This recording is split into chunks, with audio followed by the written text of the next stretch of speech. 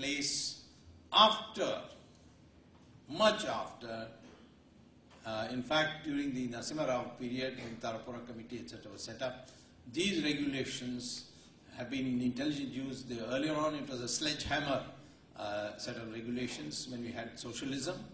But after the economic reform brought, these regulations that have been brought in, scientifically calibrated, particularly thanks to the Tarapura Committee, Tarapura Wala Committee, I think have played a very good role in seeing that our banks are not exposed to these bubbles. So this is the situation overall. Now,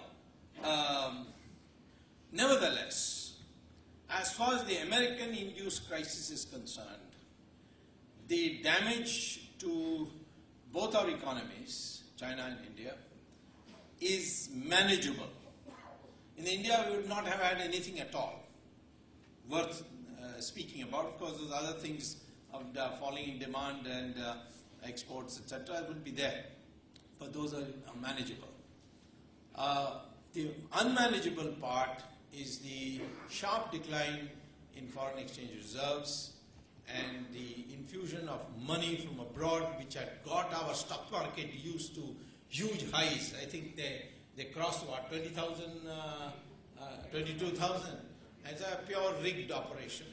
Anytime you want to earn money, you pull out and then it goes up, and then, the other way around, and then when you want to cash in, you sell. This rigging had been going on. Now that rigging is not so easy, but I believe now the stock market is bottoming out, and there are other good signs also. The diamond industry is now getting back into business. Those who are laid off are being called back, and so on. So that it's manageable, and I don't think that it's because of any economic policy as such. It's because Indians are saving habits conscious. They feel guilty when they take credit.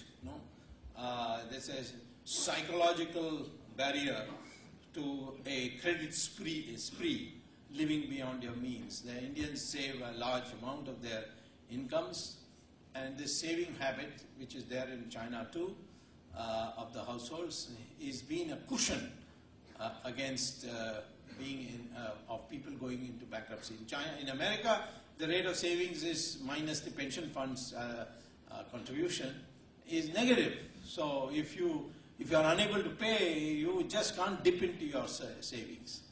Secondly, India, family system is very strong, and globalization is having an impact on it, but we should try and prevent that. The family system looks after people. If some brother or sister is unemployed, the others tend to look after it. The family is a great shock absorber, and same thing is true of China. So that's another great advantage that is.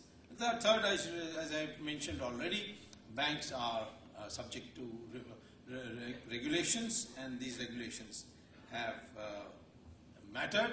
In the case of China, the regulations are poor, but China has got a huge commitment that no matter whichever bank, there are only 4 major state banks, and